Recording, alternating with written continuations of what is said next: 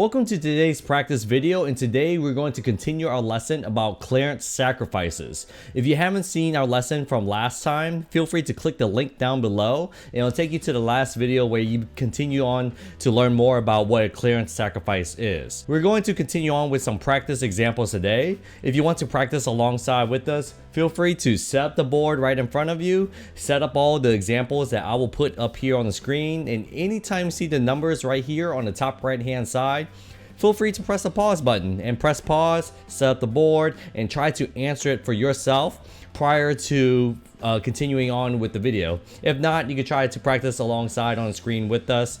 I hope that you enjoyed this video tutorial, and let's get on with our examples. In this example, can you find the best move for black?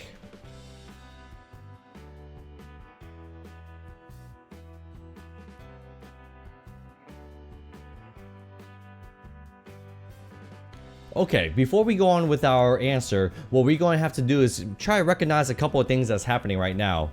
Currently, this bishop is pinned because if this bishop decides to move out of the way, the queen would then be able to capture white's queen on c2.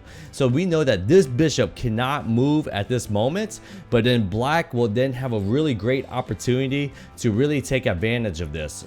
So let's see what a couple of moves is going to happen right now. If we attempt to move the knight over here to e7 right here to attack this bishop, the bishop can simply move back to a4 to continue protecting this queen and getting out of that pin. After seeing that move knight to e7, that wasn't the best move, we then could try to find a different fork, maybe to try to help something out, but we have a piece that is currently in the way. Currently, our b4 pawn is in the way.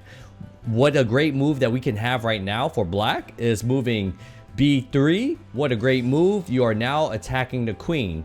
Here's what can happen. What can happen is if the pawn decides to capture right here, we then would be able to fork both the bishop and the queen at the same time. It'll be very tough for the queen to get out of this position. What we can do is be able to move and find a way to attack both pieces at the same time. But it all started with that clearance sacrifice. We needed to get the pawn off of b4.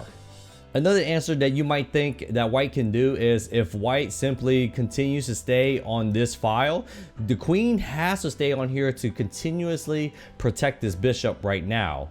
And what white can respond back is moving the queen over here to c4. Unfortunately, if queen moves over here to c4, we then can have an opportunity to even promote for another queen. Now this queen has to find a way to stop this runaway pawn from moving forward. So if this queen gets off of this file or off of this diagonal, is going to stop this bishop from getting attacked right now. So it doesn't matter at this point. What happens is if the queen decides to move up, we then could come here, and if the queen decides to move to a4, we can now continue on with the attack. We then move the knight over here to protect this pawn, and then this queen, if it decides to capture this knight, we then be able to promote this pawn to get another queen with check. In this example, white is to move. Can you find the best move for white?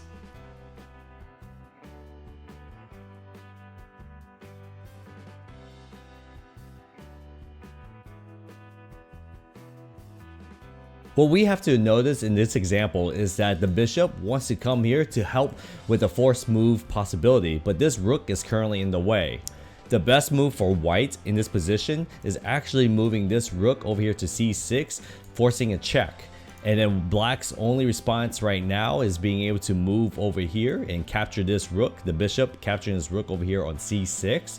And then knight comes over here to check to guard both of these squares.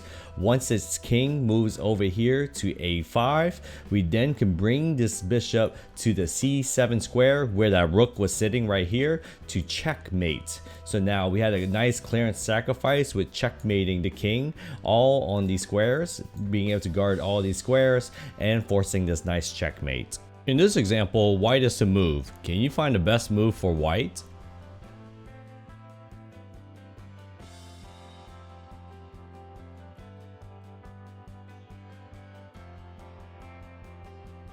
What white had to understand was that if the knight can come over here to h6, it can create a nice checkmate, being able to check the king all the way from over here, as well as this knight guarding this square. So then you can actually get a nice checkmate. But guess what? The queen is in the way. So what white decided to play in this case is moving the queen over here to e6, checking the king. But guess what? Black has to be able to capture this queen in order to get out of check. So when black captures, then it allows knight to play h6 to create that nice checkmate. Thank you very much for practicing along today. I hope that you were able to get a lot, and I look forward to seeing you in the next video. Again, if you are new to the channel, feel free to hit the like button, subscribe, and hit the bell notifications to see more future videos. As we move into more and more videos in the future, leave a comment about your best clearance sacrifice that you might have had. Maybe type in your chess game, and we might be able to play it out onto one of these chess videos. Again, thank you very much for practicing along, and it's always great to have you here. Thank you, and I'll see you in the next video.